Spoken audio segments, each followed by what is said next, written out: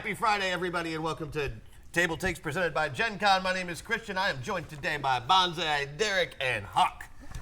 Glad you could all make it. Yeah. I feel So like happy to be I here. missed so much over the last 2 weeks. We're happy to have you back. We missed you. I'm really glad to be here. I gotta be honest. It's oh gosh, look at that. You were able to survive Thanksgiving? I did. I fried a turkey And Black and Friday? lived. Did Oh, not wow. blow up, Yes, it did set not the house blow on up. fire. There's no fire? I caused no property damage, and just in case I did, I did it at someone else's house. But the important question is, if you fried a turkey and it didn't blow up, did you really fry it? You know, and that is the big question. It's really the big question. Next time, I'll aim for a slightly cooler temperature inside that turkey and really just bomb the hell out let of us that know. place. Yeah. So, hey, we have a lot of gaming stuff to get through today. First, we're going to go over our headlines, and we have some interesting news from Chaosium. They're releasing something new, and Derek's going to tell us all about it. Well, so Chaosium, I don't think they've put out a press release yet, but No. over the weekend they had a... Does that make this a scoop? No, probably not, because they scooped themselves. They scooped us themselves. I've always wanted a scoop. Well, we can go get some ice cream at some point. How about Ooh. that? Okay, Get two scoops? That's on camera now. Two He's scoops, yes. offered me ice cream. Yep. Wait, at some is point in that my for life, all of I will us? purchase each of you ice cream. Wait, can we have an ice cream party at the studio? I did not say that. I said I would That sounded purchase like you ice ice cream cream party at Party. the studio. at That's- some point in my life. I was very explicit with the terms. So, in next week, ice cream completely party in the studio. unrelated news, Chaosium apparently had a panel where they talked about some of this stuff. Some of it has gone up on their own forums, so we have some links to the specifics if people want to see what they have to say about it. But they are going to be releasing a SRD and an open gaming license for BRP, which is basic role-playing. Yes. And this is the system that they've used for Call of Cthulhu and for Pendragon. Stormbringer, Yep. Rune Quest. Yep. So it's Quest, yeah. like BRP is Basically all of Thor's hammers, right? BRP is one of those classic systems that stretches back through history. Doesn't have the same recognition Late of 70s. D&D, but it has been around for a very long time. So opening it up to new games is very intriguing. Like I'm of the opinion that the more kind of open platform systems we have out there, the better, so that people can find. Because I think there are some great game ideas that just need to be made that Yes. don't need a new system to power them, and that sometimes a new system is great, but sometimes it gets in the way. With as many great systems as we have out there that are open, that are so open to different rules, you don't need it. Yeah. If you're not familiar with BRP, it has some attributes that are similar to like D&D attributes, but it's skill-based and levelless. You don't level up. You improve your skills over time, and it uses percentages for all those skills. It's one of those percentage roll under kind of systems. Oh, yeah. Right. Aw. Like most percentage systems. And, Yeah. and 7th edition Cthulhu and such, they really streamlined that even. It's quite nice. So it's interesting. I think there was a little confusion because I apparently misread it in the beginning, and I was very excited that this Nope, was going to nope, and I allow a came whole in and swath of new said- That's right. things. She flushed your excitement I right said, down the haha, toilet. you love this thing? You can't touch it. Australia. You can only You look were at it. you were bringing the grimdark to the real world. No joy. No joy. But so the Thought you'd system is appreciate going to it. be available, but they are not letting people publish stuff in their worlds. Yes. So you will not be able to publish your own Call of Cthulhu supplements. No. Or your own Pendragon supplements. The line between what Cthulhu Mythos you can bring in your game is probably a more complicated legal question that you might want to look at, because that mythos is weird when it comes to IP law. Yes. You can't do Pendragon supplements? No. Man, You that's could got- do King Arthur, though, Yeah, because but that's that's public going to domain. make like 8 Just not people really Pendragon. mad. Yeah, but Oh, those no. 8 people, those 8 people. Right here, yeah. All right, nine apparently- people. Yeah, I'm just hoping that the other 7 aren't as big as you. Is really what- I do know 2 huge Pendragon fans. I know like about, when I you know say about that, are 50. they like Hawk size huge, or are they like they're Well, just really would big you fans? would you rather fight one huge Pendragon fan, one horse-sized Pendragon fan, or 50 duck-sized Pendragon fans? Wait a minute, hold on. This is, Wait. what? I'm trying to like. you're saying that the other 7 are ducks? Ducks. Yes, basically. But we have been using the regular BRP actually for one of our shows, Fates Revolt, coming up, because it was able to be non-bipedal biased. Okay. All the other games, GURPS, and we evaluated all of them, GURPS, D20, all these others, are extremely bipedal biased. And we wanted to have our characters be able to play a beholder. a land octopus. They actually have a octopus as a All playable the stuff character. my GM won't let me play. Yeah, these are all need a these better other house rule. breaking Yeah, my out of the octopus standard. gunslinger is never going to see I the light of feel, day. I feel like BRP enables that I quite feel like easily. we need to play some Eclipse Phase. Whenever anybody Eclipse mentions Phase is the let's play an best. octopus, my answer is Eclipse Phase. I agree. Have you tried But- Rifts? No. Oh, Rifts, love Rifts. what's Oh, love Rifts. But you can die multiple times in Eclipse Phase. You can in Rifts too, because yeah. we're all 14 when we play Rifts, and we're like, well, that didn't happen. Let's just keep fighting. So this is good though if you need another system besides D20 to build out your own world, like which I've done with many different systems. Yep. So I think that's great.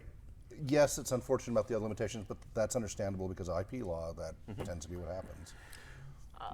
My opinion is why they're doing it. Like they're like cutting out basically you being able to do a setting of this game is just kind of like for just in a background sense, legality. Because in June they did make an announcement or like something. They released kind of a statement that you could do that with Mongoose game, and then they were like, oh wait, actually no.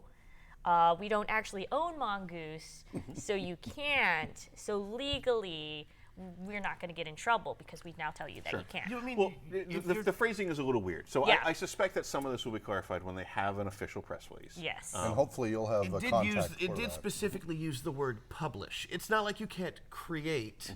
It says you can't can't publish. Sure, but the whole point, like honestly, the whole point of an OGL, SRD, open license, things like that, is to publish. Because we all know that if we just wanted to go create, we could We just do it. Just Right, have but home if you're going to games, yeah. publish a Pendragon adventure, you should talk to the Pendragon Correct. people first. Yep. So like, yeah, so it's just common yeah, sense. like this is not the Pendragon part is perfectly expected because Yes.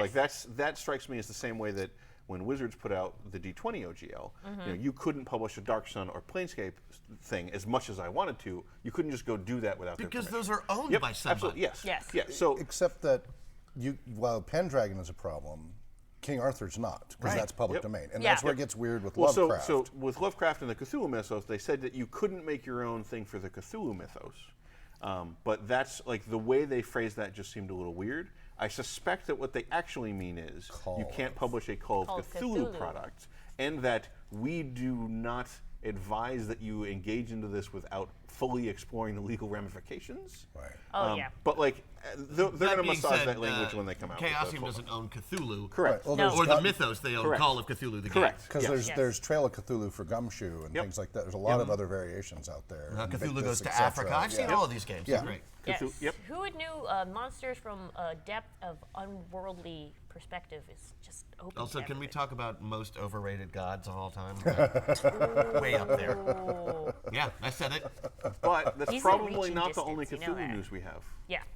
The what? It's probably not the only Cthulhu news we have. Oh, this no, week. we Probably know. not the only No. Cthulhu news we had. If only we had some more. Oh, wait. there's some right here. That's right. Fantasy Flight Games is doing something good with the Cthulhu Mythos.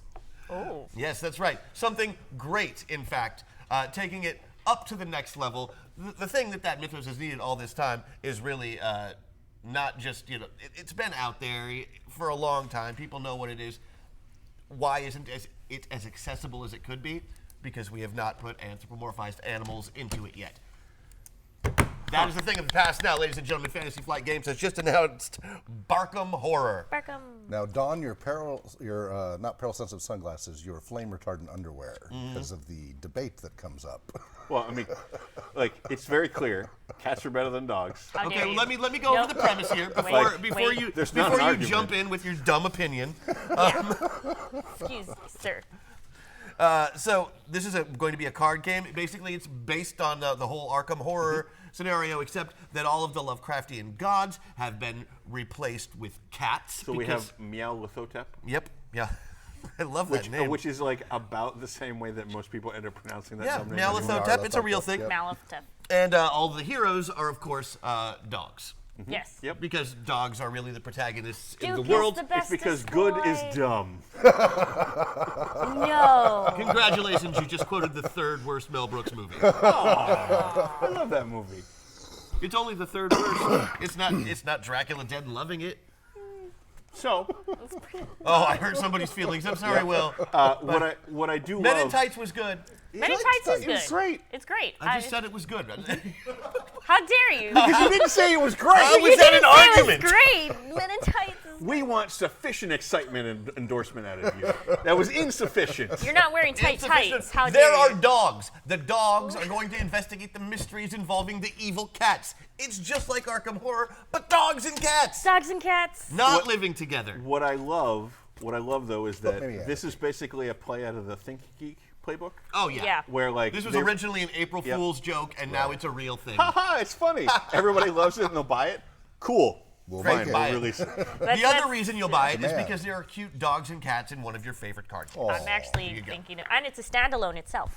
Yeah. It's Oh not, no, it's not. It's a. It's a standalone expansion. Yes. Expansion. Okay, sorry. Yep. So I You think you still can- need the base set to build your deck. Oh, I But thought it's I not could here just yet, have folks. the- It's coming in 2020. It's supporting. And it supports a charity, the Pets for Vets. So Yes. we don't know how it is supporting that charity. We're assuming monetarily. I don't know if they're going to provide them extra puppies. I'm assuming it's money. Yes. Probably money. All right, so we're going with money on that. So yeah, it does support charity, and a good one at that. And I hear really, really good things about. Pets for Vets. But really good things about the Arkham Horror. Card game. Yeah. Apparently, it's one of the better LCGs out there. All right. That's good. I like hearing good things about good games. Ooh, do you want to Good hear boys. things about good games? Do you have any I news have about more good games? good things about good Because I'm really into these giant Kickstarter board games right now. I'm breaking into them. If only there was more of those coming out. Well, it won't be a physical copy. It'll be a digital, so you don't even have to worry about it. Oh, I love things that I can't touch. Yeah, so Gloom Haven, if you guys are into that, is having people are calling it Gloom Haven 2 because it has so much stuff they're going to add to The it. company is calling it Gloom Haven 2, and like unofficially. The Well, company are unofficial. people too. Company we'll are let them people be too. people. Nah, They're companies people stop too. being Oh, people wait a when minute. they start Whoa, selling things. constitutional. But yes, so Frosthaven, winter is coming to Gloomhaven. Frosthaven is upon us. It's an expansion, which is basically adding 16 new characters, 25 new enemies, a whole new campaign. So if you're already done with Gloomhaven as it is, you can have more Gloomhaven and 100 bunch new items and This stuff. setting isn't gloomy enough. Let's make it winter. More winter. So Well, sometimes it's sunny in winter. so you're yeah, but then that means And it's yet it's extra always cold. sunny in Philadelphia. So I mean, this doesn't seem to be just an expansion. Like this is a whole new campaign. Yes, Like, Yeah. this whole is a new standalone game. campaign. It seems like whole new campaign. So if you've played Gloomhaven, you've beaten it but loved it, now you get Now to start over. Frosthaven. Now you get to start over. It's about your game set is in a small outpost, Frosthaven, in the north capital of the human civilization of White Oak. So the game box is the size of a small outpost, is what I heard? Yep. Yes. So some folks in chat are saying that that this will apparently be launched March 2020 on Kickstarter. Yes, So but keep an eye out for that. keep an eye on that. And also, if you're going to be at PAX Unplugged, they are demoing it. Talk about it this Saturday. Yeah. More details. More apparently. details. So if you're excited about Gloomhaven, If you get to Boston by this afternoon, you may be able to sign up Yeah. in Philadelphia by Philly. tomorrow. Yeah. If you're there. If you just happen to be like, oh yeah, I just guess I'll just come over to this Gloomhaven thing or PAX Unplugged. If somebody came over to the Gloomhaven thing talking in that voice, I would not let them play. What? I'm just here to play your Gloomhaven game. Now I really want the hidden camera of the two of you doing the worst voices possible, walking up to a booth and being like, "I say, dear sir, could you give me a demo of this game you have?" I mean, we a could bit do of that me. at Please Gen tell me Con. more just about have- these just sons to of prove that. anarchy. Wow, we are the worst and should never be allowed in a booth. And yet they put us in front of cameras every week. All the We're, Also, we're we run booths at safely Gen away from the Con. booth. Yeah.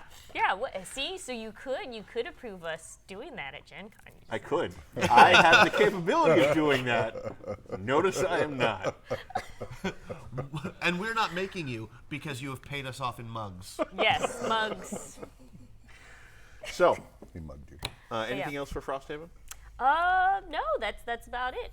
See you in March. See We'll you in talk about March. it more in March because as soon as it comes out, we're all going to be. Chances are we'll talk about it in March, and then around the end of March we'll talk about how it's about to end. Yeah. Well, Yeah. and we'll add an extra table in about May when they start shipping it out, so we can actually have a copy of the game on our giant table. Yes. Ooh, wait, can it fit? If we put another one in, This table was designed to fit in most games. Okay. There's not a whole lot that won't fit here. there was one LARP that notoriously failed on top of this table. Yep. But we won't speak of that No, we will not. Oh. to honor the fallen. Yes.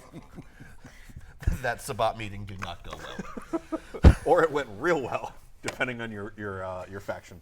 No shovels, no problems. So, Christian.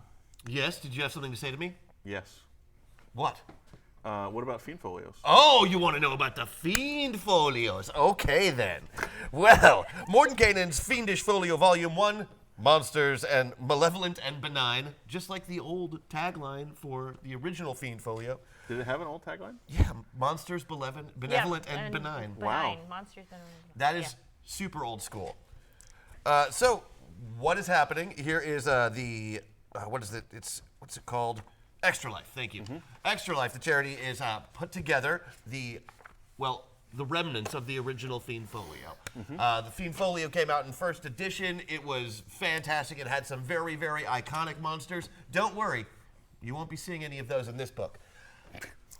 Because they became so iconic from the Fiend Folio, they have since been put into 5th edition proper in lots and lots of other places. Just set into Avernus. I mean, because it was called the Fiend Folio, we had a lot of devils and demons and other pretend things. Everybody's favorite Githyanki were in there. Yeah, Were the Githzerai in like there? all I the don't think stuff that so. people got pissed off about during the Satanic Panic of the 80s probably came out of this book. And like, I know, I love the Fiend Folio as a historical artifact because so much of what I love of Planescape, I think, had its start in there. Yeah, they took a bunch of stuff out of there to create even the whole city, system of the city. You know, the way that the different factions worked were all based on particular fiends from those books. That was kind of neat. So this is kind of like a collection of like the deep cuts. Yeah, that have this is not like survived. this is like all your favorite B-sides from Hall & Oates. But it's just only if Hall & Oates is your favorite band. And it's just the who play 18 D&D yeah. Play D&D. with Satan. Yeah, I might play D&D with John Oates, but I don't think I'd sit at a table with Daryl Hall. I think I would watch the stream of Hall & Oates playing D&D with Satan. Would there be plant material involved in this? No, No. but there'd be private eyes watching me, and I don't know if I can deal with that. So it's 18 low level, but it says volume 1, hinting that there might be more. Yeah, well, Yeah. I'll cover the original Fiend Folio was also Volume 1, wasn't it? I think it may have I been. don't know, you're old, I'm not. I don't know. I still look great. I was born ugly. Yeah, not me. I don't know what to tell you. I'm sorry. So yeah, the Volume 1 tag does hint that there might be more coming up in the future, but pick it up anyway, because Extra Life is a charity that benefits the Children's Hospital Network, and if that's not a good cause, I don't know what the heck is. Well, so like this is one component of a bunch of stuff that Wizards did with Extra Life this year. Yes. Yes. So if anybody's not familiar, This Extra isn't Life, even the third event at this point. They've No, done no. a ton of Ton stuff. of Extra Life is become a yearly tradition now. we It's a way for participated in gamers, both tabletop and video gamers, to come together, do a bunch of events, raise money for charity. There's a Yes. lot of streaming involved. There's a lot of gaming involved. And one of the key kind of ways they do that is Extra Life allows groups and companies to like make a team, and then everybody can join in on the team. So Wizards had a D&D team, and then anybody who was doing something locally or doing something online could join the D&D team. That was and collectively, that team raised like $275,000. Yep. And as part of that, 275, 647. Ooh. so as part of that, a lot of this material was released. That's how this came out. I think there was an adventure they released this year too. I think in the past, it's like the turtles were a thing that you could buy. Yeah. That would benefit Extra Life. So every year, Wizards does a couple neat little like nuggets, I think, for some of the hardcore fans to help them support the project. And you can still The original donate. was in Volume 1. Oh, there you go. Thank you. Thank you, chat. Mad Moses. Appreciate that. And you can still actually, if you missed donating to Extra Thinking Life, of it's bestiaries still you can and still do monster it. manuals. Oh, yeah. But if you want to go ahead, support a good cause, go get this book. Plus, it's a lot of monsters we haven't seen in a few years. Yeah. You know, don't you have the list of the different like the whole table of contents? You were reading it off, and it's like, have you heard of this one? Have you heard of this one? I think like Norkers and Needlefolk were the two that I remembered from the old. Finally, the long-awaited return of the Needlefolk. Wow. Oh, I guess, what is it? You also, your group did a 25-hour We did stream? 25-hour marathon of Secrets of Saltmarsh and Neverwinter Nights. Dang. Fun. Yeah, that was but we were prepared this time. So we did it back in 2015. we did it right This time, no one died. We had people coming and going, except for poor John and I. The few of us did the whole 25 Oh, hours. that's but- Just rough. I've imagine done John that sitting there before. for 25 hours Yeah. straight. Did you eat any chili peppers while doing that? Oh, but we had lots and lots of snacks that people brought inside. I so. had to do it. So we didn't raise Very a strange ton, but we question. raised some. But No, I get it. It makes perfect sense. You're Yeah. doing a long charity stream. Obviously, you're going to eat something bad. I mean, Yeah. because I was involved in a couple of the Wizards ones they did way back when it was like a 24-hour game, one GM, but the players would rotate. And like people were doing different But weird there's stuff. a curry break every Yeah, hour no, just no. to make it interesting. Well, for so everyone. like some of the things people Yeah. did for fundraising, like I was like anytime people donated a certain amount of money to me, I would take a pickle juice shot. Yeah. Usually because like half of the people, See, People some people like- have that reaction. They're like, I'll pay money to make him do it. And Yeah. the trick was, You I like love it. drinking pickle you juice. do it anyway. Yeah, it's great. Oh, Yeah, that's it's no interesting. fair. You have to do something. No, like that. shh! Don't tell them my secret. Okay. Well, 2015, you we just didn't. told him your No, secret. no one's watching. We didn't know that YouTube Well, I mean, stream that's not new. lied about the numbers, right? It wasn't very accurate. So we were streaming. It was 4 or 5 a.m. and we were so tired. And it was all of us had just played straight through for that one, and we were so tired. It was about 4 or 5 a.m. We look and nobody was watching according to YouTube.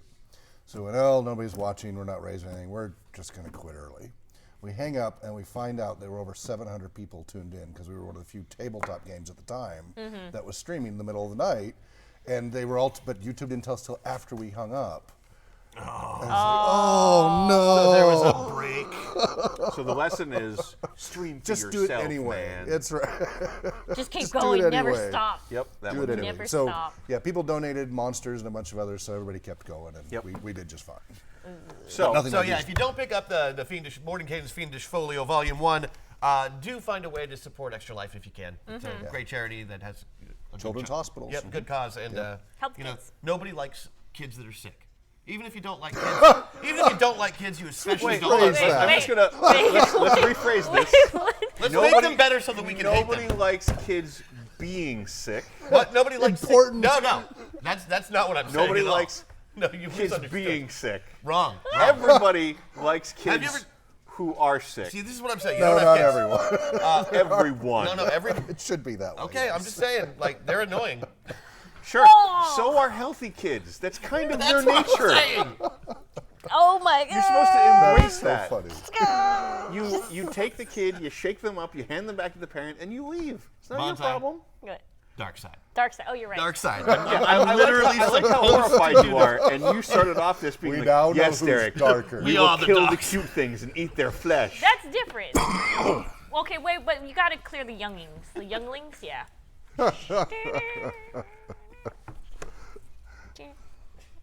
We're not letting you anywhere near like a kindergarten. Or a lightsaber. Did for you that guys matter. know I used to be a teacher? Used to be. Now you have no students. That's weird. That is a little weird. It's a little weird. So, our last headline of the week. I used to be a customer Speaking- service representative. You have Guess no what? customers. Speaking of everyone getting murdered, the Free League, which we talked about before, has announced the next wave of support for the Alien RPG. It doesn't seem like it's technically new products, but it's a bunch of stuff that was part of the bundle, the special edition bundle that you could pre-order. Yes, that's very exciting. Show me the stuff. I know that's what we're getting there. Just anticipation. Give. Okay. So I brought the stuff so we could talk about it. This is the core book, but it's the special edition. The two of you can caress that. Caressing. Oh, here. But some of the things that are going to be coming up for it are. Wow, there's a lot going on over there. I think we're engaged. Hello, chat. While they're busy, there's 2 dice sets. One of them is just like the normal dice set to succeed at. This is the stress dice. So it's impossible for our cameras to pick up, but the ones are little face huggers. Impossible for you to hold on to. It's leaping for your face is what it's trying to do. Oh no, not again. So they're cute little dice. There's some like reference cards and stuff like Another Mel that. Brooks. They're coming out with little tokens Yeah. that you can put on your map on your wall. Ooh. And you need help? We'll get there. It's a map. Only bummer about double-sided is I need to go get 2 because up on the wall I want Sure. each side to be up on the wall. Sure. They don't always So how make would that you available. describe this game? Well, have you seen the movie Alien? Yes. Yep, there you go. I'm not allowed to hang up poster maps at home because I'm an adult. Oh. I know. Well, there's also the that was adventure. mutually exclusive. This, I believe, is the adventure that came in. Like when you pre-ordered it, you got access to like the PDF of the preview very quickly. And this, I believe, is the same adventure in there. So I ran. You ran that thing. I ran the first half of this at Origins, and it was very, very fun. It worked very well. Yeah, you were saying you were going to run a game of that for us at some point. And, That's still my intent. I am still going to hold you to that. You'll get your ice cream and your alien RPG at some point. Oh man, And can I then- have them on the same day? Sure. Oh. And hopefully I'll scare you enough for you to throw it over your shoulder or something like that. Man, I'm asking for all the right things today. I'm getting a lot of yeses. Man, we should just keep asking for stuff. Yeah, I today. think next week raises. Oh. Sure. That will be taken under consideration. How about that? Yeah. Yeah. Like that. So, He's gonna try and pay us an ice cream now. yep, basically. I mean, I would also take candy. Well, I mean, if that's a negotiating tactic, a sense that you're going to take of like, you could give me a raise or you could give me candy and ice cream. I'll accept GM services. So, those new products should be coming out soon from Free League. And this is kind of just like a chance to see kind of what they're going to look like. I've been very, very happy with the game so far. I haven't had a chance to read the whole rulebook, but running it briefly at Origins, it was very, very nice. It was very fun. And those, I believe, are our headlines for this week. Yes. All right. And now we can get to our main. Yeah, we've got a main topic this What- week. As you may Topic have of noticed, the we week. have Mr. Hawke Robinson from RPG Research Yes. here at the table with us. In case you Happy weren't to be looking here. at one side of the screen for no particular good reason. Here he is. He's back again this week. It's it's like your fourth time on the Fourth show. time. Fourth Thank you time so on the show, much. man. That's Yeah. fantastic. Thank you. Pretty much. And the Host now. reason that we bring you in is not just because of your dashing good looks and your deep baritone, but also Those do help. Those do no, help. no, really. That makes you more camera accessible. No question. The reason we bring you in is because you are an expert on a lot of stuff that we Yeah. like to talk about. And this week, we're going to talk about something that you might be the foremost expert on in the gaming industry, which is accessibility in gaming. Well, certainly part of a community that is very knowledgeable about But that, you've yes. been I've been doing this for a lot of literally years, paving the way decades. specifically for that Yes. since before I met you. Yes. Which was back in like 2008. Yes, yes, So- and certainly much longer. Yeah, so there's a lot of things to take into consideration when you want people to participate in tabletop games, any kind of gaming. But of course, we're going to focus more on the tabletop side here. But one that Derek brought up, even just putting this agenda together, is even just what to say. What is the appropriate language to use when talking about accessibility? And this has become increasingly challenging. Late 80s, early 90s, when I was a nurse's aide, rehabilitation therapist and such, it was completely appropriate to use the term MR for the clients I was working with. Yes. Now that would be DD, DI, neurodiverse, neurodevelopmentally delayed.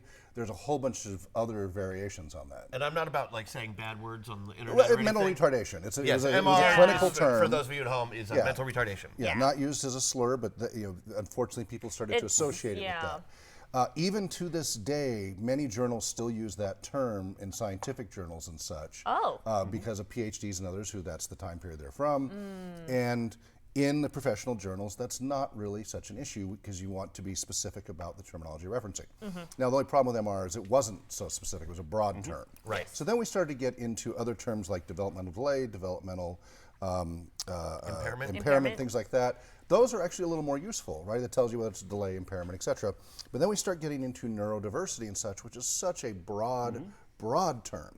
And that's fine for when you want an umbrella term, but not helpful in a diagnostic purpose for, well, then how do we address their needs? That doesn't tell you anything functionally. That is just too broad a term. And this is a real challenge when you have layperson terminology kind of bleeding up into professional terminology. So a good guide to look for to help you with more professional language would be in the US for mental health, it's the DSM, the Diagnostic and Statistical Manual. But more broadly, around the world, it's the World Health Organization's ICF codes, the International Classification of Functioning Disabilities, etc.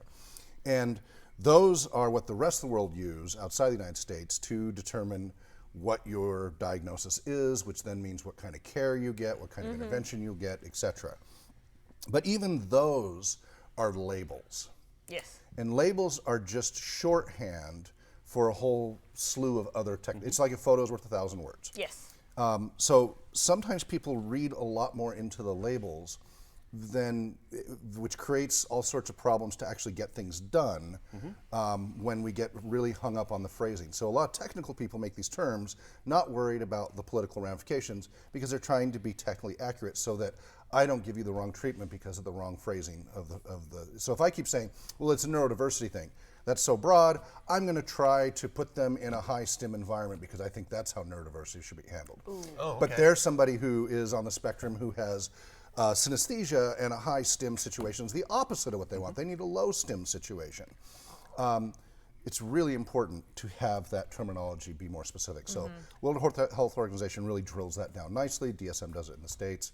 Certainly makes the term neurodiversity make more sense.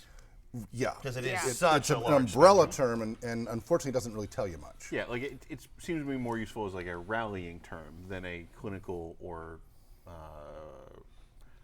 treatment term. Right. We've been also in the last few years acknowledging that the spectrum is much larger than we much gave broader credit than for it originally. Well, usually- look Yeah. at schizophrenia. Schizophrenia used to include a lot of other disorders. If you go way back through the DSM, if you go back through just psychosis, you used to put bipolar, all these other things under different types were of psychotic, psychosis. right. Yeah, it was just Yeah. psychotic. We go all the way back to DSM-1 and such. So we keep revising and trying to get that. So you were asking if mobility impaired is appropriate. Yeah. It's fine. If you want to be technically correct, how like recreation therapists were told to say the person first and then the modifier. So people needing mobility, access / adaptation considerations. Boy, that's a mouthful. Yeah. So I'm with you with mobility impair or mobility disability or mobility access issues. Keep it simple like that for conversation. But if you need to write it in an article and you want to be more technically correct and careful, you would need to write all of that out to do so. So considerations for mobility impairment. Playing in public spaces. So we've got a checklist on accessiblerpg.com for conventions, public events, etc. That is a checklist to go through. You literally walk around with a tape measure and look for pinch points for wheelchairs. Yes. A lot of people don't think about all these little spaces that you have to go around. You guys are fine here until, yeah, we're okay here. But you get between the two tables, like game stores and stuff, the tables are crammed together. Yeah. Just because it's accessible at the door and maybe the bathroom, and that's a maybe, doesn't mean they can get to the table. Yeah, I mean, like anytime that I'm going to have to turn sideways to get between some tables, probably a wheelchair is not going to fit. Minimum 3 feet. Minimum. And that doesn't give any room for turning. And really, if you're going this way, you need more like 48 inches. And that's really the minimums you need to look at. But Yeah, if like you do a 3 foot walk around, that's reasonable. That's better than most places. Well, but even a 3 foot's going to require you to take chairs out sometimes. Like at, Yeah, like of course. At Gen Con and conventions, we Yeah. try to maintain You reserve a like space. 5 or 6 feet aisles at all yes. times. Yeah, exactly. Oh yeah. Also, carpet. Oh, A lot of these carpet. convention centers have carpet, and either A, it kills the batteries really fast, or B, if they're manual wheelchairs, they can't move. It's really exhausting, the resistance from carpet. Even the thin carpet with the thin padding has a lot more resistance than the tiled section. So we've recommended a lot of hotels, and a few hotels have made changes when we've recommended it, to have a strip of tile, marble, whatever, and then they can have the carpet on the sides, but at least have a 36-inch wide or larger strip to all areas without the carpet. Are lay the downs. or some folks with mobility issues who aren't in wheelchairs, wouldn't carpet help some of them? Right, well, that's why you want both. Yeah, okay. That's why we talk about strip. We don't say get rid of it, because then there's slip and fall, and exactly. So it's really challenging to try to accommodate all these. You don't want to do all or nothing. You have to take all these into account, and that's why this checklist is really helpful to take that into account. Wow. Yeah, it's a lot of Like, I things didn't you even never think about that. Yeah. Shoot. Oh, there's good Yeah, catch. I do find it refreshing. That almost came out a lot Say. dirtier. So yeah, check out the checklist there. You'll find that very helpful. It's drawn from multiple sources. Yeah. So what's this participating in LARPs or dexterity games? Dread. What's the dread listing for? I'm not Well, so familiar. I had a question of, there's a difference between like sitting down at a table and playing an RPG. Yes. And there's, like I think you have some notes on how to make that accessible with like dice towers and stuff like Yes, that. yeah. But what about games that that are based around dexterity or Okay. movement? So, So we have yes. LARPs that have padded swords, but you also just have LARPs where you need to get up and move around a bunch, Yeah. Or be able to play rock, paper, scissors. yeah, exactly. Yes. Or there's Yeah. dread where you have to be able to Dread. pull from a tower. Tower. Okay. Oh, Like that's Jenga dread. tower. Right, the Yeah. Jenga. That's Yep, right. Yeah, so, yeah, like, okay. I think there are some folks where they're just not going to be able to play that game Right. the way it's designed. but are there You have to do ways, adaptations. Are there ways to adapt around it, or are there other games that you could, or other activities you could try to play to create the same feeling but still involve them? Right, and this is what recreation therapists, one of our specialties, is creating adaptations for participating in the activity as close to the original as possible. So one of our favorites in many professions, and I can never remember the name of this, and I still can't remember, but this wonderful tape here that you can buy at It looks Walgreens, like whatever. Yeah, I mean, it looks it's like kind it's of just. well, it's kind of like an ace bandage, but it's Yeah. not. It's a much lighter material. Okay. This stuff makes it great for gripping stuff. So for LARPs, we did it like with the self-adhesive boffers and gauze. such. We did a whole summer camp with Muscular Dystrophy Association and such. These are kids all classification impairment 1 through 4. And so 0 means no impairment, 1 means slight, 4 means extreme impairment. And mostly 1 through 3, but they're in electric wheelchairs. Some of them can barely lift their arms. We had them in a full combat buffer LARP for 3 hours, on and off, rotating between tabletop and that. Not a single injury, not a single person had to go to the clinic. It was amazing. And one of the things, some of them could not hold on to the sword or the shield. This made that a lot easier. Chat says that it might be athletic tape. That's related to it, but there's a Yeah, different it name. looks like there's a athletic name tape. I It always looks like forget. athletic tape, but it sticks It's on not. itself. Yeah, it's lighter than that. It's like a cross between athletic tape and medical tape. Yeah, and it's really, and I always forget it, and Danielle usually can remember, and I keep spacing it. We use it all the time. It's wonderful. It's not that expensive. Not fluoro tape. This is an important consideration about LARPs. So when we talk about LARPs for people with different disabilities, we do talk about how boffer LARPs are not as accessible. They just can't be because they're based more on the person's actual ability versus a more abstract LARP like Vampire the Masquerade or something, which is based more on the character's abilities. And so that's more accessible. So you will have to consider that. There's just some games, Amped Guard, Nero, things like that, where you're only going to be able to be so much able to accommodate them, and that's just the nature and of that to be activity. clear, we're not saying that every game needs to be accessible Right. to 100% of people Right. who might be interested in it. But you can make little modifications here and there. It's certainly worth considering when you are Yes. planning your game. Yes. Consider, is there something that I can do to make my game more accessible to folks that doesn't fundamentally change the nature of the game I want to run? Exactly. So a wonderful example in a mixed movie, Knights of Badassdom, which was filmed in Spokane. You will see the leader of one of the factions is in this wonderful chariot wheelchair, and actually that was the principal. He's a priest. The actor is a principal and priest. He was at Gonzaga Prep, and now he's down in Oregon doing stuff. But anyway, so he's in a wheelchair, but he's got an axe, and he's fully participating in the activity. And they've just made it so that his wheelchair has access. So that's something to keep in mind. If you have somebody who is upper body, can still participate in that way. We modified the rules so that certain hit locations, since they're in wheelchairs, you just modify the rules slightly, and they will have full participation, have a blast with both people in and out of wheelchairs. And let me warn you, wheelchairs make great cavalry.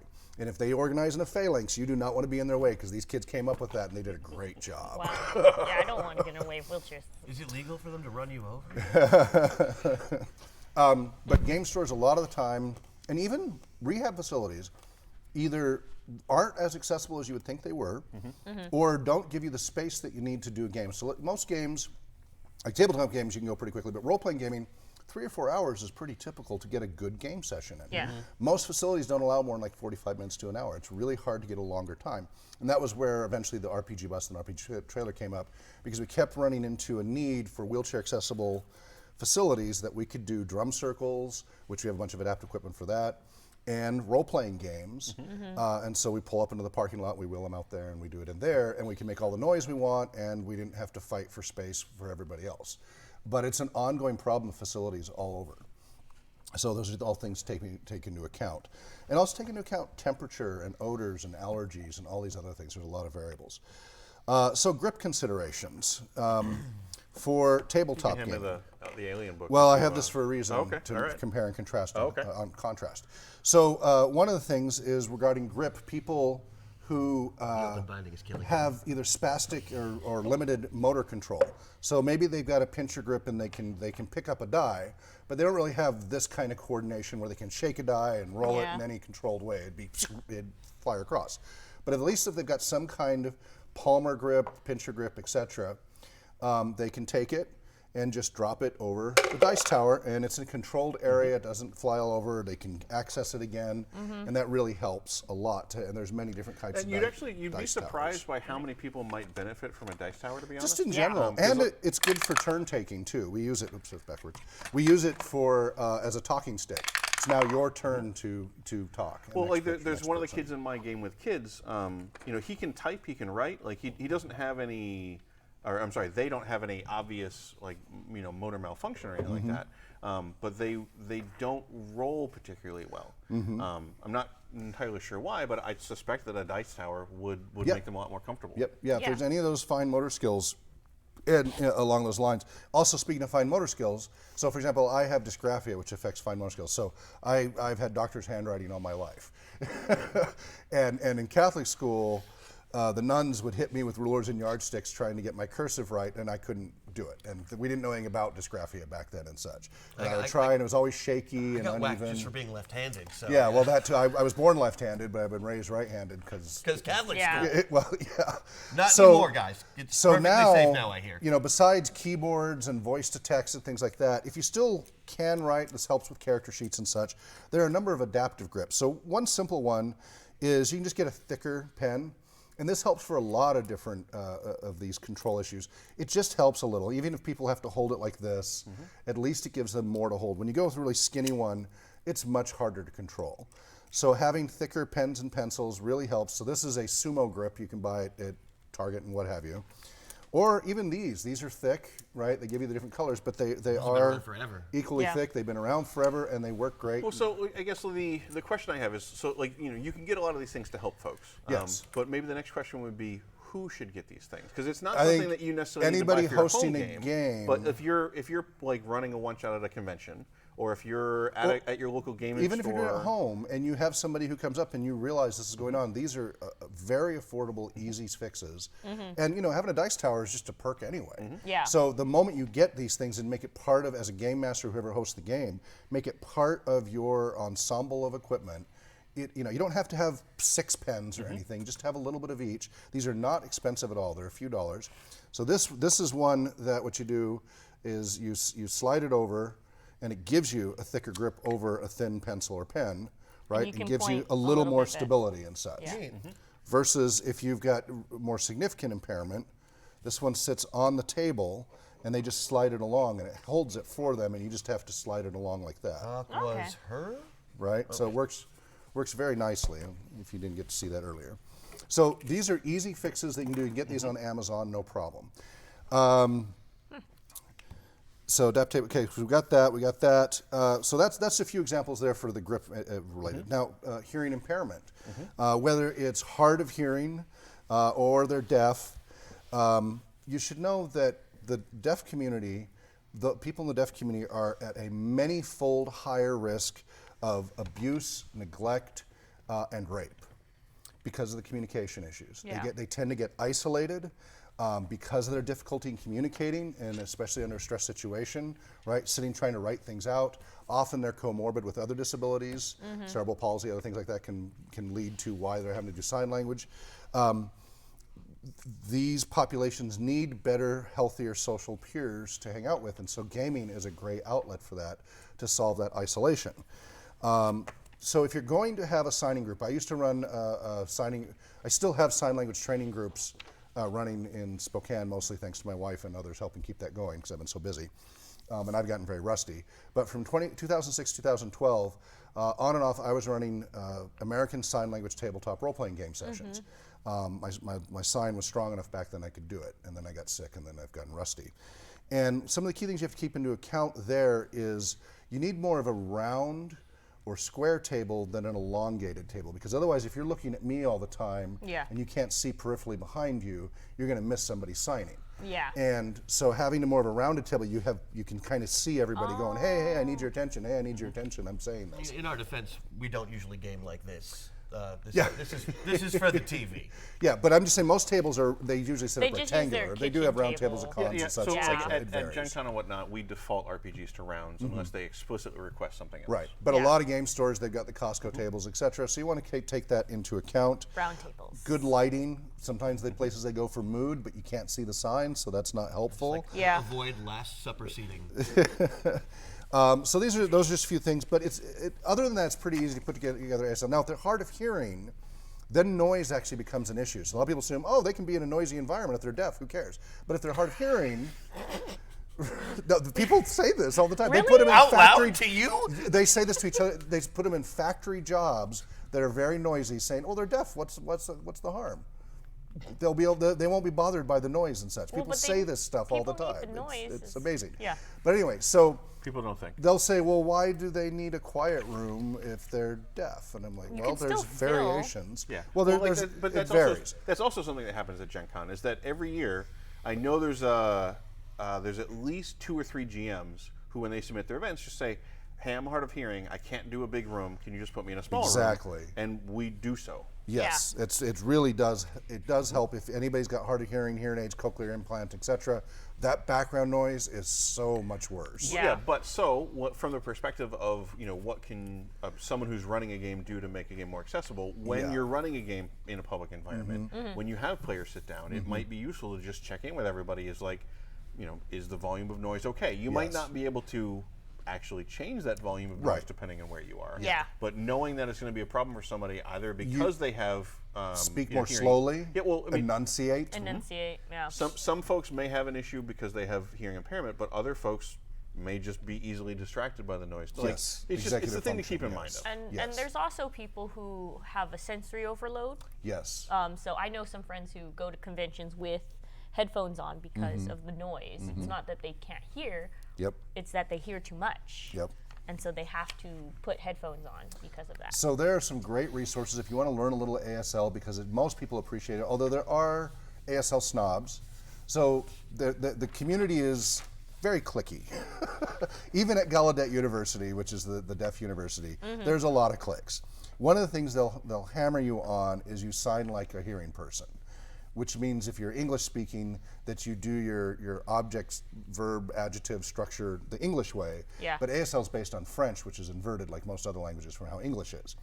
And so you have to flip around your object and your modifiers and such to do sign language properly. But we tend to, as speaking people, as hearing people, to do it sign like we speak. So we've got a horrible accent. And Yeah. well, it's not the accent. That's a whole other It's the thing. sentence The accent's a whole other structure. topic. We'll another time. So Horrible grammar. yes, horrible grammar. But many in the community are happy that you're just trying. And I've helped people to cash register and such. So they don't have to write everything down quickly. I'm not an interpreter, but help them out, and most have been appreciative. Some others are nitpicky and don't have any patience for people who aren't fast signers. Wait, so are you suggesting that a small There's a group whole of people, variety that a of small people. group of people Shocker. would perhaps become really opinionated and very nitpicky about details? What? We as nerds have know no anything understanding about of that. Hearing impaired people in general are very, very blunt anyway. Like they.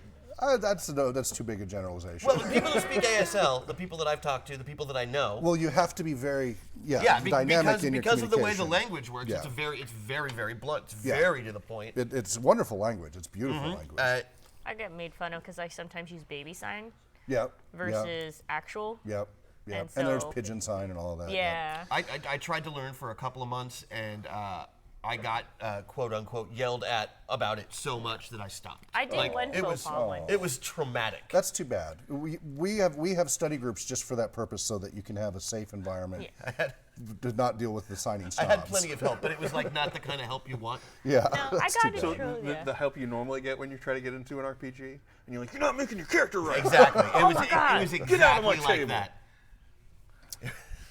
No. There was like 4 of them all just So- waving their hands around me and You were making me feel bad. You were talking about people being overstimulated and Yes. such. So let's get in the neurodiverse players and such. So that's a common one that many of them are overstimulated or have synesthesia. If you want to really understand, this is part of autism spectrum and other disorders that people don't really think about or even understand when they try to. And there's a beautiful, about 20-something minute movie from PBS, but you can track it down. It's called Spectrum, A Story of the Mind. Yeah. It is beautifully done, and it really summarizes very nicely all of these different type of sensory experiences, sensory differences, and synesthesia where, you're tasting color and things like that. Beautifully done. And all of our trainees must watch it. It's part of our baseline training for all of our volunteers. And it's only 20-something minutes.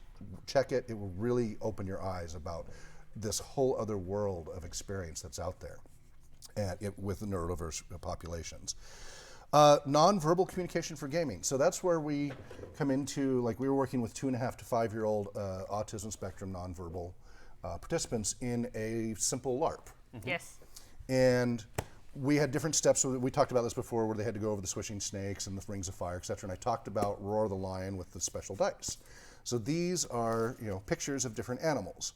We've got a pig and a dragon, and we don't have a lion on this one, but we've got a cat, etc.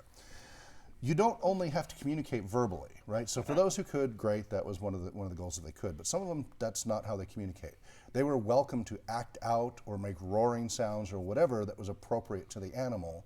And this is an accessible unit to do. And see, people don't always think of these things as accessibility things, but this made it so they had access to play the game with everybody else, with their neurotypical peers and such. And so we throw this down, and whatever is face up, they, one kid might go moo, another one might get down on all fours, or another person might do the milking thing, whatever their interpretation is of it. Okay. That was all acceptable as long as that they were making that effort to translate that into something. I mean, again, from the perspective of, I'm running a game in public, I want to make it accessible. What steps would I follow to, 'cause again, like we just talked about how broad the neurodiversity term is. Yes. What steps could I follow that doesn't involve me, bringing all of the kind of props that you have? Assessment. Okay. There's an assessment process. So in rec therapy, it's API. You do assessment, planning, implementation, and evaluation, and then you also have documentation and reevaluation. And that's just a good standard to go by for even if you're just putting a normal game together. Any project, you could apply API. You assess the need. You then start making plans based on that assessment. So you assess where they're going to need adaptation, what have you. Then you implement it, and then you evaluate how your implementation went. So I'm going to assess. I have players come to my store. Exactly. I'm sitting down to run. I'm at a convention.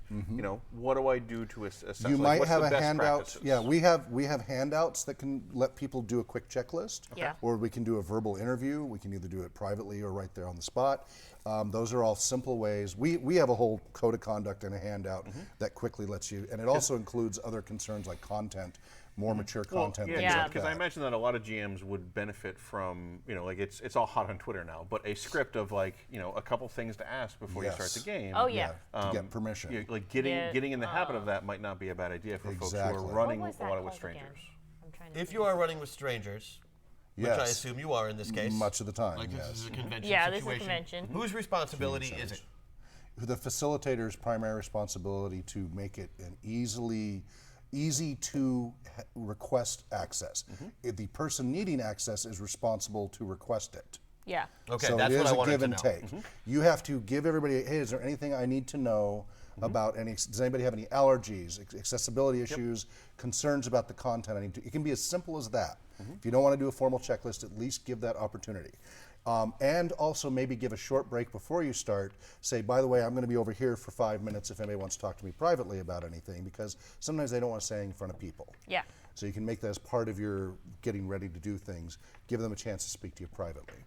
And they can be as It's also simple as asking that. a stranger to confide in you, which I'm unfamiliar Exactly, Yeah. yes. But I mean, people just- who need accessibility needs, they get used to asking. 'Cause Yeah, they Yeah. but want like the to. key is, if you don't create the environment in which they feel comfortable doing so, Exactly. then they're not going to ask and they're not going to feel as comfortable. Well, Exactly. I mean, just as simple as when you have your sign-up sheet, having like a little blank option of like, hey, do you need me to talk with you, or like having like, hey, can I talk to you afterwards? And even just simple like have that extra spot to be like, I'm gonna come in early, see if anyone's people sign up, if they have any needs written on there, or if like they But want a to lot talk of to people me will properly. be hesitant to write that down. Yeah, that's what I said. Or Yeah. just say, can Yeah. you talk to me privately? So Exactly. like multiple avenues are also going to be helpful. So we're consent- we're yeah, gonna there you go. slam through There's this some great ones out there right now. I don't want to take up too much time as we keep doing. But Yeah, we probably. so another thing to keep in contact is physical contact with others and objects.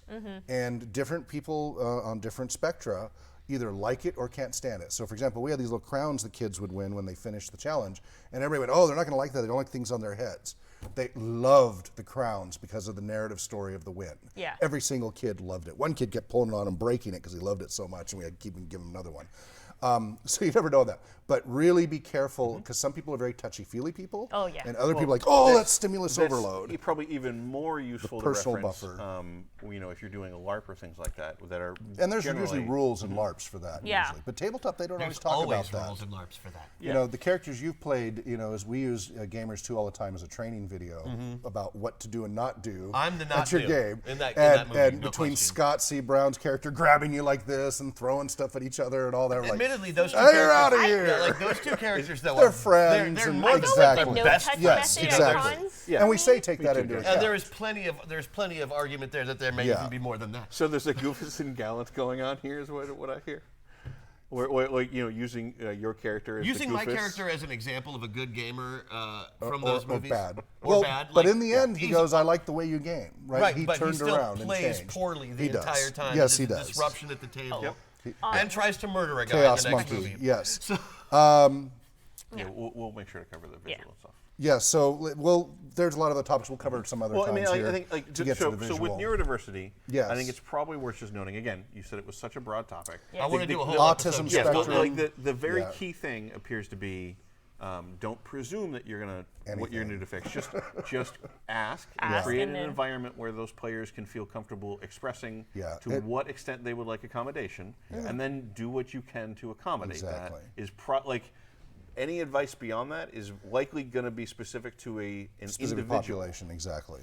And this takes into account autism spectrum, pervasive developmental disorders, dyslexia, dysgraphia, dysmorphia. I was talking about the dysgraphia and such with the writing. Dysmorphia is that we've talked about before, the inability to, from a narrative, visualize the scene in your head.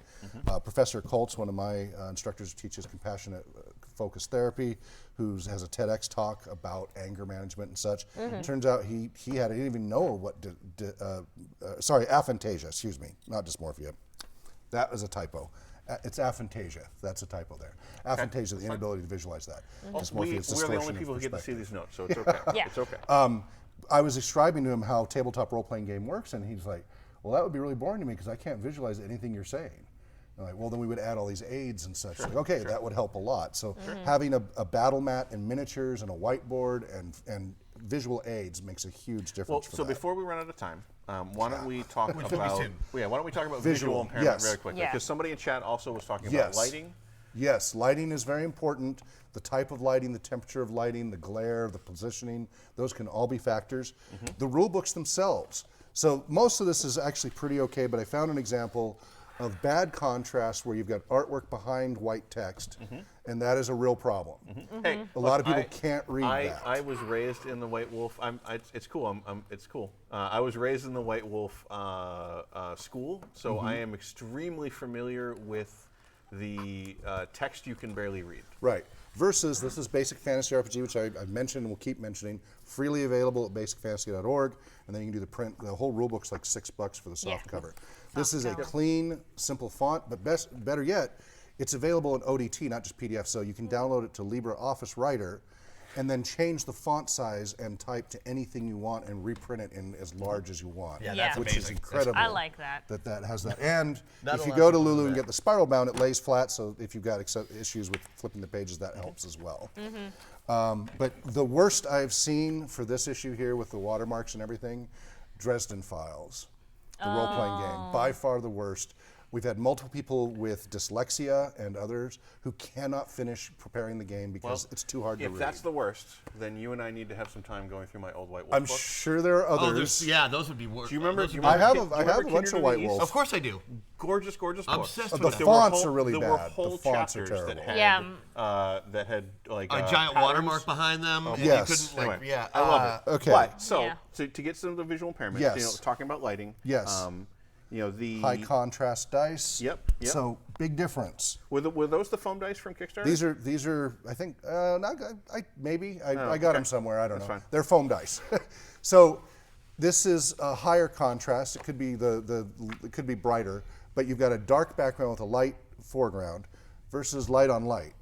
How can you see that with Amusingly people who enough, have I that think kind that's of going to come impairment? up in our Kickstarter discussion too. What's Yeah. that? There's a Kickstarter that we're going to have similar. Oh, great. Similar Yeah. notes Yeah. about. So watch out for high contrast. Now these are sold as high contrast dice, but they've got swirls and everything all over them. But also, they're bright. Yeah, I mean, but to tie this into what you can do as a GM, I think what we're trying to These say things here to is watch that out for. when you are when you're preparing your kit to play in public, because Yes. like you're going to play at home with your own dice. Keep it simple. Get is the a big dice you one. like, but Yes. if you're preparing your kit to go play in public and you're bringing dice for everyone to use at the table, Yes. Yeah. Go high don't contrast. don't go for the prettiest dice Yes. necessarily. Go for the dice that are the easiest to read at a distance. You got it.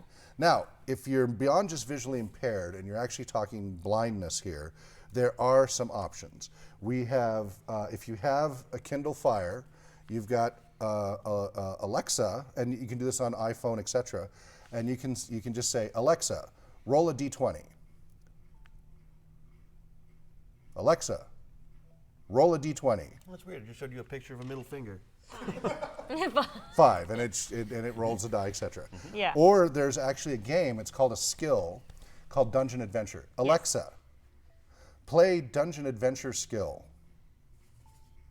Welcome to Dungeon Adventure. You have been given a dangerous quest. The townspeople of Ravensburg have requested your assistance. So this is an audio role-playing game. It rolls your character and everything all by voice. You don't have to ever touch it to play the entire game. Yeah. Which It is seems like you may wonderful. have activated Other some people's, viewers' I bet. Alexas. I bet. But you know, like I actually for And a there's long- others. For a long time, I played That with baritone I was talking I about. played with a GM who was blind, Right. Yeah, I've and had a he was few a of those. player in a number of my games, and he had a number of PDF readers on his computer, Right. And it was he was used to it obviously, so they would read really really fast, Yep. and he would get through the text pretty quickly. But it was always a thing that I keep in mind of the frustration of him buying a PDF that doesn't have the text readable Yes. through the program. Indeed, Yeah. and that is a real problem, and there's a lot of technical reasons why it's a challenge. So some of the others besides that, also, but the problem is, so we like to use Kindles because they're cheap, so that means facilities can have a lot of them. Which is accessible. Oh, Excuse me. no worries. Yes, so, but they're missing the Google Play Store. But there's a 4-step hack. You don't have to root it. It doesn't void your warranty. Just look up adding Google Play Store to Kindle. And it works on pretty much all of them. And then that gives you a lot more, because then you can add the Google Accessibility Kit. And the Kindle has has a lot of accessibility stuff, but Google adds way more. Dice rollers, etc. But it is a limited selection. They all have pros and cons. We can talk about another time. Then there are Braille dice, and there's several options, but there's 3 main ones. If you go to Etsy, there's some dice there that I'm afraid I can't recommend unless they've improved them. Figments of Filaments. These are the cheapest Braille dice I could find. They're $10. They are For a set? for a set. Okay, good. So they're by far the cheapest. They're hollow, and they have holes in them from inconsistent printing, at least the Yeah. ones we got. They're really light. They're really hard to. They don't stay These stable. These are pretty clearly like 3D printed. Yeah. They are. These are Very all 3D 3D printed, printed. really.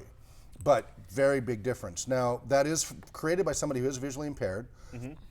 And I did get a little bit of flack for criticizing the quality of the work, but if I don't give them feedback honestly, how can it get better? They were talking about getting a better printer and such. Hopefully they have since then. That's by far the cheapest at $10. I can't recommend them. They're not, the visually impaired players I've tried, they can't use them. The Yeah. 6-sided is smaller than all the others and hard to read. However, you can go and on Shapeways get a whole variety of these wonderful, I like these better. more solid Braille dice. These are more resin type, and they're all coming from the same models. And these, as you can see, have a lot of options. You've got fate dice. You've got the 4-sideds are flat, so they're easy to read. You have a lot of different options, but Plus and you start minuses. getting up into $30, $40, $50, $60, $70, $80 for one set of dice. So it's pretty pricey, but you can get them. If you are a nonprofit, a library, Cash or in all other, that blind people money. yeah. But if you're a nonprofit or charity or some other, contact Dots RPG, and they have a sign-up list to give away free. So these are some of their wonderful Braille dice. They're the same model as the Shapeway such, but these they give away for free. So as donors donate to Dots RPG, that lets them print more of these, pays for the resin, etc. Now they are hoping to keep improving the quality by eventually, taking it to another level in the production process. Get a tool and die kit and really Exactly, just go but for the that full that's a lot of injection money. molded process. Yeah. And they have successfully created a Braille version of the Dungeons & Dragons player handbook with permission from WotC. Nice. Now we're just trying to figure out between WotC, Hasbro, and Dots RPG. Full disclosure, I'm on Dots RPG's board. How to make that distribution work. But it does exist now. For that way, there is also an audiobook version that you can access and use as well from some sources out there. So, And Apple Viz. If you have an iPhone, Apple, iOS, they have a whole bunch of resources. great. So, I think our continuing mantra is that we will have you on at some point to talk about more stuff. More Yeah. details because there's so much. Yeah, so this is something for chat. Neurodiversity, I'm very interested in, as I've Yeah, pointed we out can before. spend a whole topic on Yeah, it. I really I enjoy think that. every time that you've come to visit, we have decided, great, we're going to carve this topic into narrower and narrower segments each time. Exactly. But So I've if been doing anybody this in for chat Started off with prison, remember that.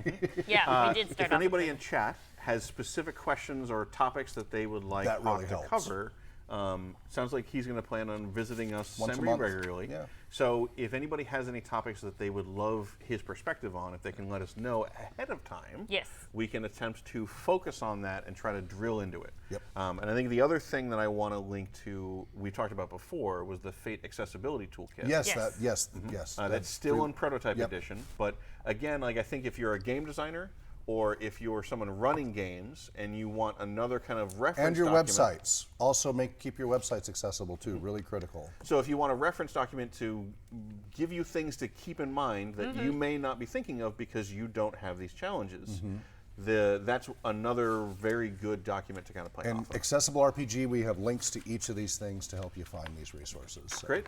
accessiblerpg.com. Well, thanks again for coming out. course. Sounds like Fun. chat Of course. enjoyed the conversation. Oh, good. As always, thanks for being here. Gladly. Honestly, it's good to see you. Even just on a social level, but to have you come in here and really do what you do best, which is explain to stupid people like me how things work.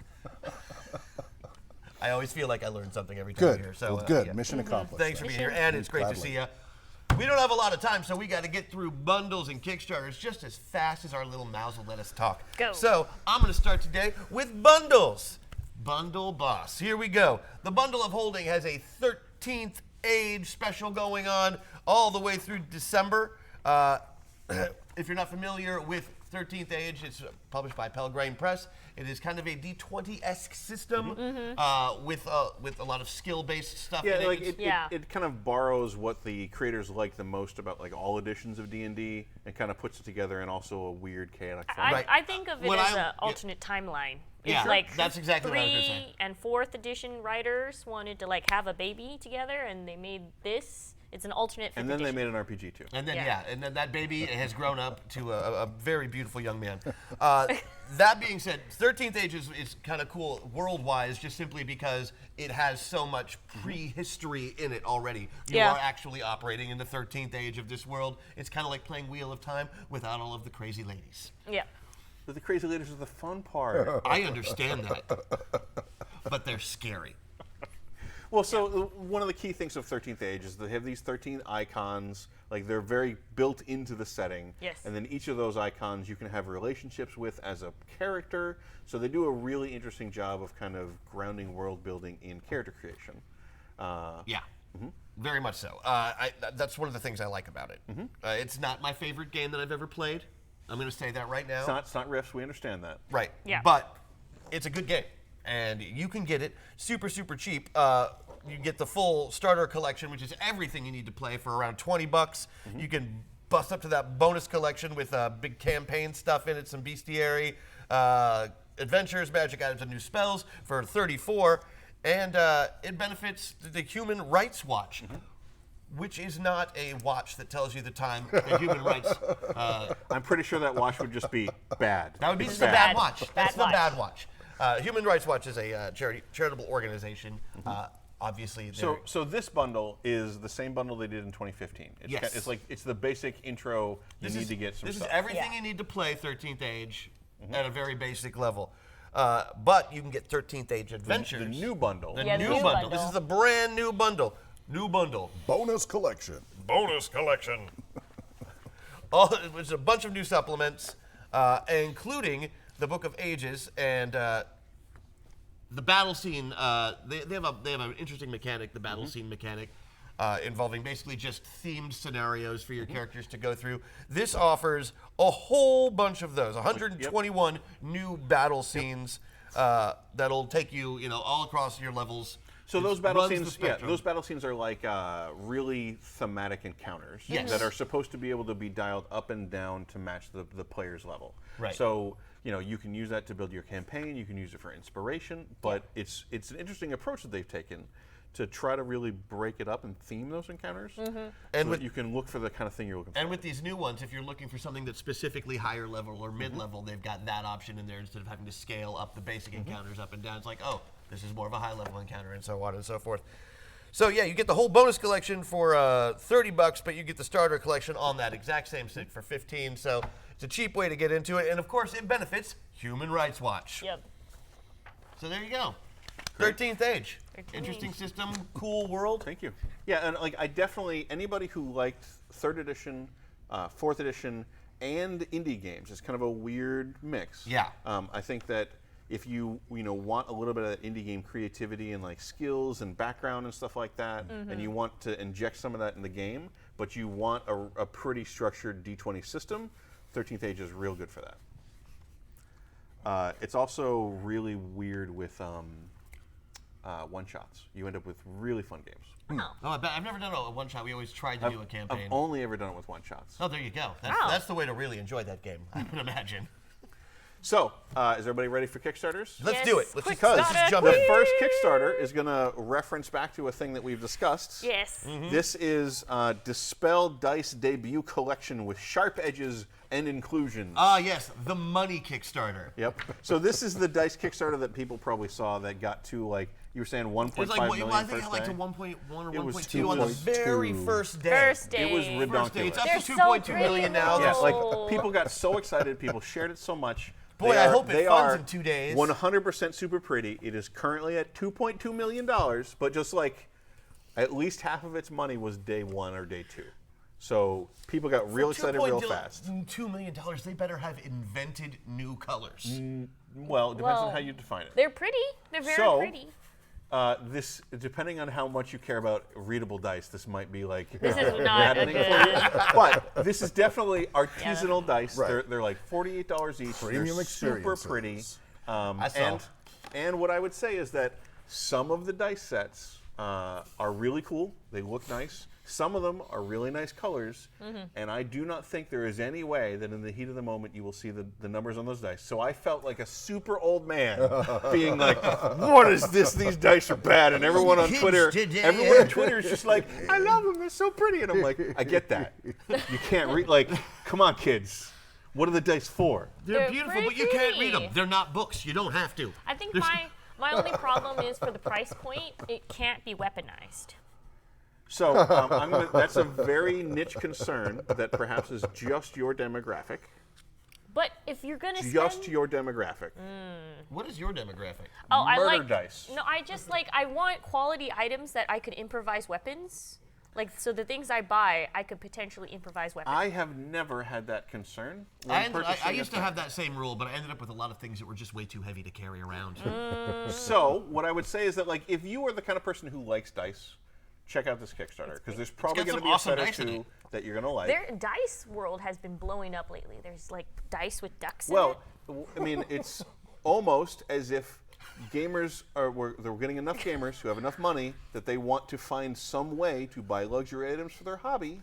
And since we don't usually have like $100 RPGs so often, you Yeah. can just go buy a million dice. By the way, I don't like wooden dice for the reason because wood, no matter how much hardwood you get, will eventually round off all the corners and be Yeah. unbalanced. Okay, so this is where we discuss that perhaps some dice are better for decoration because I have 2 huge wooden Bragging D6s rights, that you not just sniff. use. They're great. You just sniff them.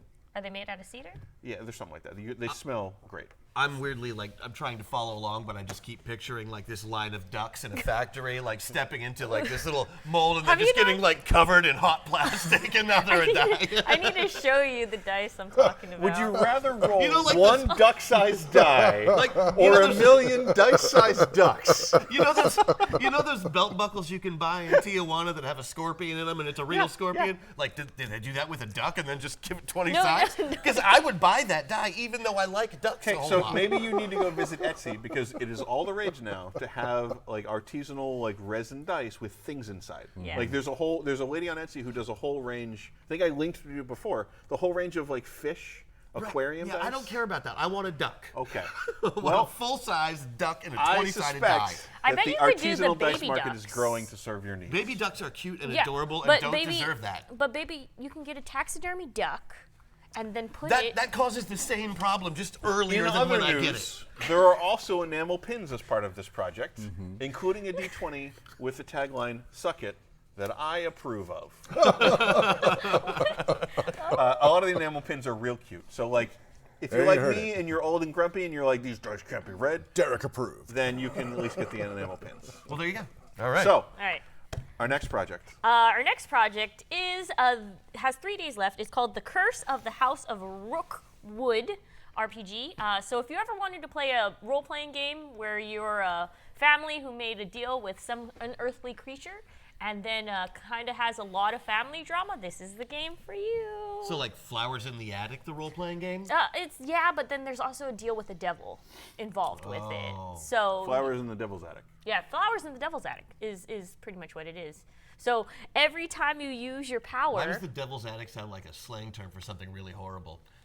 Because the devil's involved. Yeah, because the devil's involved. Usually when devil is involved, things are not that great. But it's good for us because we're the dark side, remember? Devil's food cake. Yeah. It's pretty good. Too good. Got the devil's grass, too. So, Yes. Curse of Rookwood. Yes, sorry. So, as I was saying, the more you use your powers in this campaign, the more you become inhuman. And then you also have to deal with all the things that you are in, family drama. So you all play as characters. The game is very explicit about If capital the Addams S family, skeletons in if your the closet. Addams family took itself seriously and wasn't a comedy, Yep. I think it would be Curse of House at Rookwood. Yes, yes. I But suspect that you can definitely play it in that manner. it's made to be a one-shot, but it says, hey, you can have the option to continuously play You mean this. if you buy the game, they'll let you play it again? Yeah. Yep. So you see here. That's nice of them. So. But only if you buy the DLC pack to unlock that capability. But yeah, it's a rules light system. It's more of a social kind of game where you have to at least with this one, all the players have an intro to each other already because they're already family members. They're not random adventurers, slap them together. Every time I sit down to It's play going to cut out D&D, two of I'm the like- romance plots, though. I'm like, hey, let's all play dwarves in the same Depending on the family, setting. and no one ever takes me up on it. A dwarf campaign would sound pretty cool. Yeah, see? I like a dwarf. Does that just mean it's a shorter campaign than usual? Yep. Oh. Oh, you went there. The next kick. Oh, how many Yeah. days left on this one? By the way? 3 days left. You have 2 so- days on those dice. 2 days on 3 the days dice. on Rookwood. Yes. 4 days on Mint Condition Comics, which calls itself a neat game about comic books. And honestly, I think that is the best description of it. It's they just said what it is. That's what marketing is today. You just name the product, and here's what it is. Here's what it does. Duck dice have been discovered for Yeah, you. do you want to click on the link? Damn it, are you serious? What did it? No, not Oh. not now. Okay. So you're spoiled. We're going to show him later. We're going to Nope. make him do the full episode. Can't talk now, We were going to duck make him dicing. do Sorry. his work first. Sorry. So, Mint Condition, a neat game about comics, is a set collection game where you're collecting different issues of comics for your collection. You go to the comic store, you find some stuff, you trade with other players, Yes. that kind of stuff. It's a collecting game. Yeah, it's a set collection It's a set game. collection game. Those are It's great. it looks adorable because they made all these different custom covers for all the different issues that you can collect. So it's not just the same cover for all the superhero comic. It's a different cover for 6 different issues for it. It's really, it's cute. if you're a comic collector, I have a feeling that you might But be they're excited not about this. actual comic books. Yeah, but though. it's they're fun. cards. It's fun comic No, art. but I mean, like they're not the comic art. Like you wouldn't. You're not look going at to get Amazing Superman. Fantasy number 15. No. Yeah. These But are comics be a that they've copyright created. infringement. But like, it would. Oh, yeah, copyright. Yeah. think about how many times you like. Maybe I just play a lot with superhero gamers, but gamers love coming up with fake comics that didn't quite exist. So this is that game. I've literally created 50 years of fake comic history, including issue numbers and stuff. So I've been there. Well, Yeah. now you can collect it, and it has a print and play available, which is very nice. So I think the very Derek game of this week is Electric Bastion Land RPG, and this is a kind of weird, sardonic, satirical, surreal, sprawling, super weirdo city where you had some failed, bizarre career, and now you're in debt, so you have to become an adventurer. It's Brazil. Yeah, sure, yeah. It's Brazil. It's that. The movie? Yeah. Yeah. Yeah. Brazil, but okay. you're an adventurer now. Right. All right. So if that appeals My to wife you, would love that. so like apparently a lot of it's very random. Like Is that Terry Gilliam? yes. So it's a Terry Gilliam Yep. movie. So the role playing. you make the character very randomly. You find out what weird career you failed at and were bad at, and that gives you the skills to go on your adventures. And apparently, like there's not a lot of detail of the setting. A lot of it again is there's a lot of random charts. So if you want a surreal game, if you want a weird game, if you love rolling on random charts. Or you love indie game designers, because the stretch goals are a lot of other indie game designers coming in designing their own failed careers. Yeah. Then this is a game to check out with 5 days left. 5 days Not left. their own failed careers, Apropos, but their own failed careers. It says here game designer.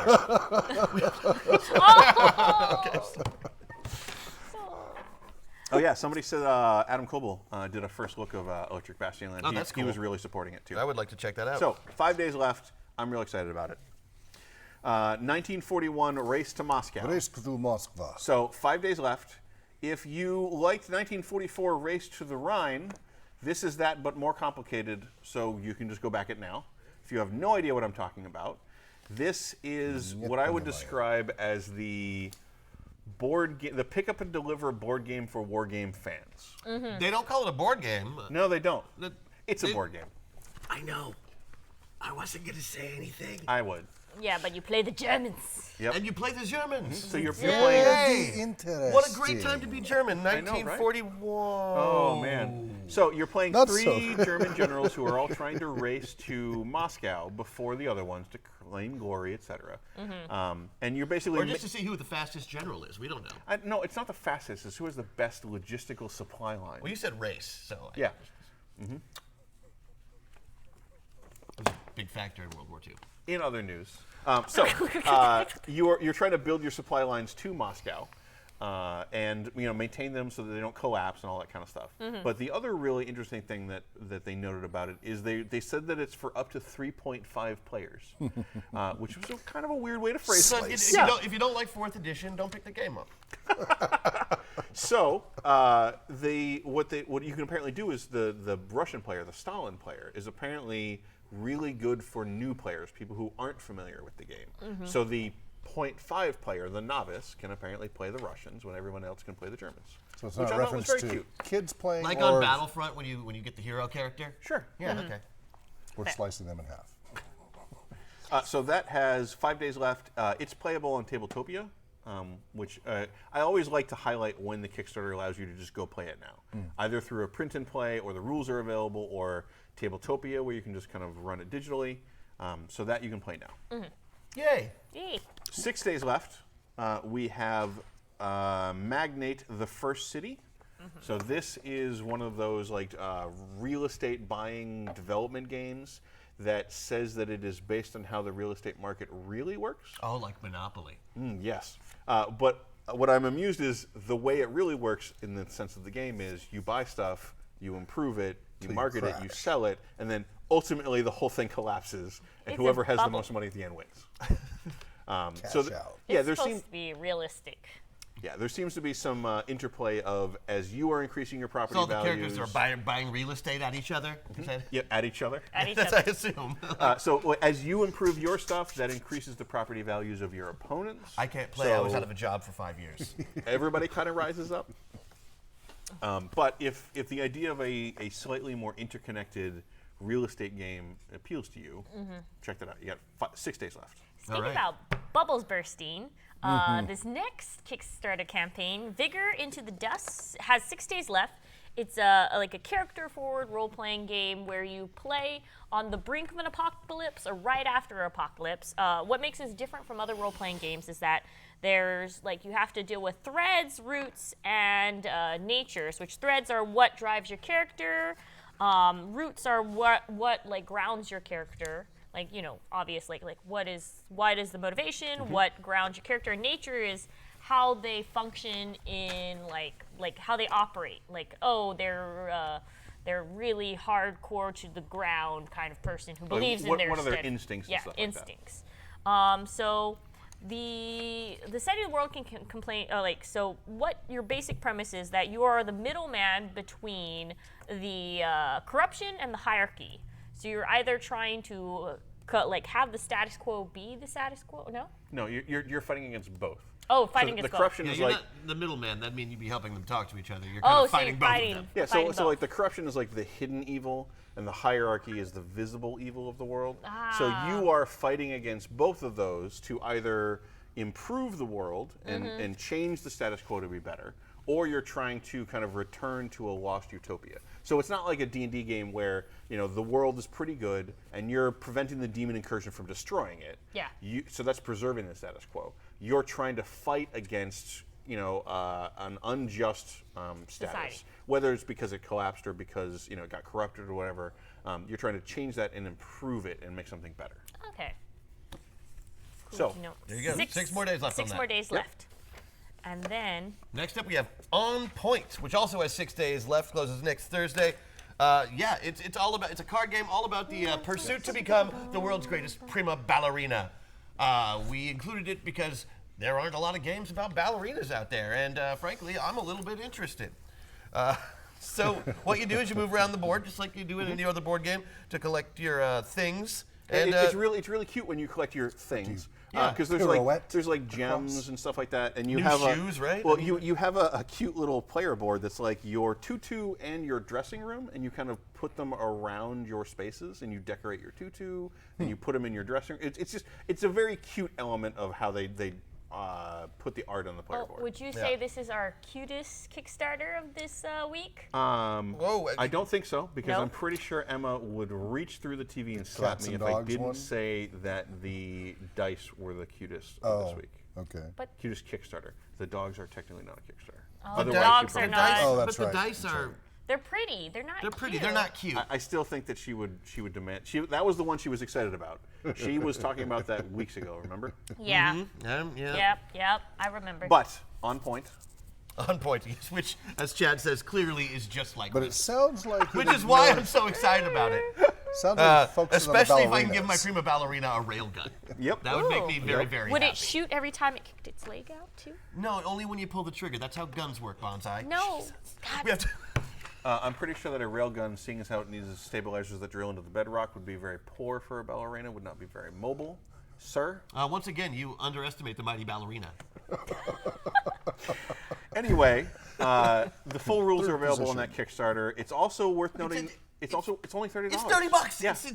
It's cheap. You get everything you want. $30. Done. It's not often. Boom, that, you're a that ballerina. We see, Boom. It's not Think about all often those- that we see a Kickstarter that is not chock full of $100 worth of miniatures. Right. Now, hopefully, it doesn't display the actual dark side of the ballet world, which is what I was secretly hoping for when I first saw the Kickstarter. I want to be pushing other girls down the stairs and taking their spot. All right. Let me get back on rails for the Kickstarters. Okay. Wow. Yeah, I'm good at these segues today. Who is this? And Banzai? Don't know Banzai. if you've met her. Yeah, hi, nice. Dark to meet you. side? Yeah, dark side. Dark side.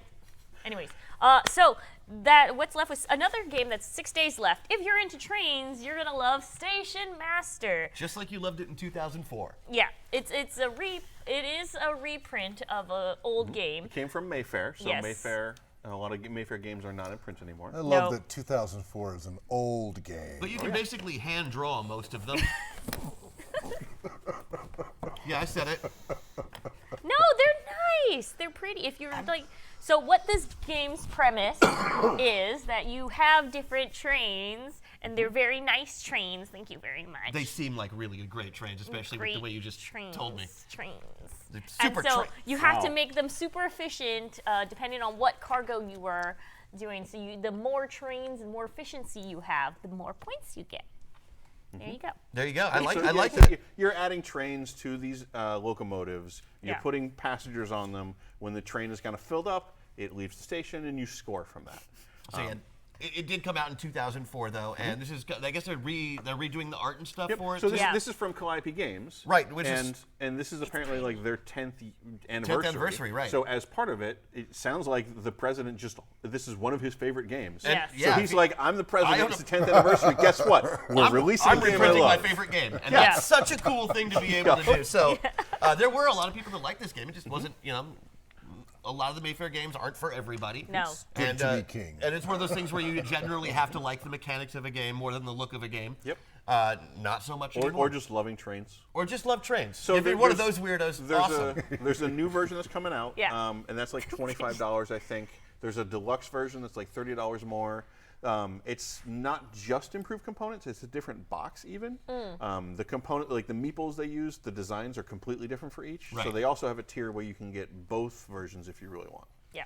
So I think the difference between the regular version is 25 and the deluxe is 30. If I So believe. I think so. Yeah, I have to double check. Not. Or chat Don't has quote me. 6 days to go check themselves. Yeah.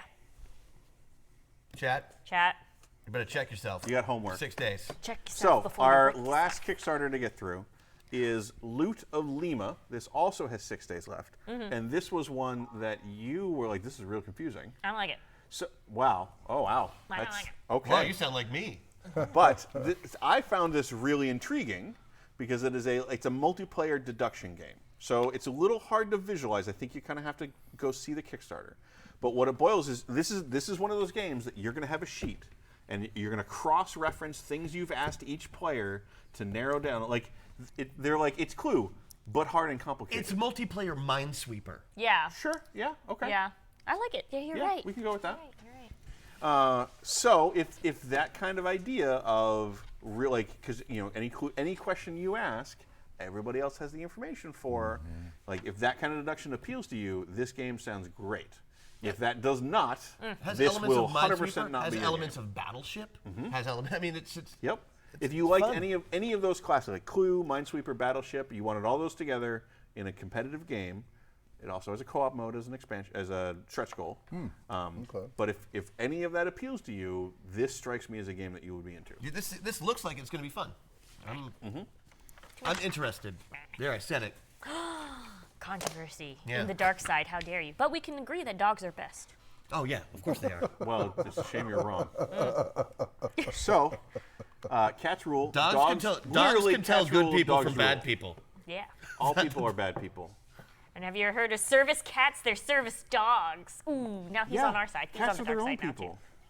What? Cats are their own Horses are people. great. I think you said cats have their own people, Yeah, and I'm that like too. the Egyptians haven't been around for in that capacity for quite some time. In any event, now that we have settled that cats are best, And now there's service Who horses. is that? That has not been now settled. that has been definitively decided. Dogs and and There are stated, There's service service cats? horses now. Oh, there's there's service the horses. pony that can go Service on the horses plane are and still better stuff. than service cats.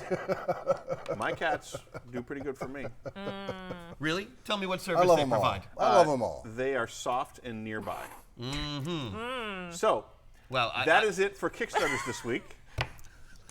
Thank you, everybody, for joining us for that.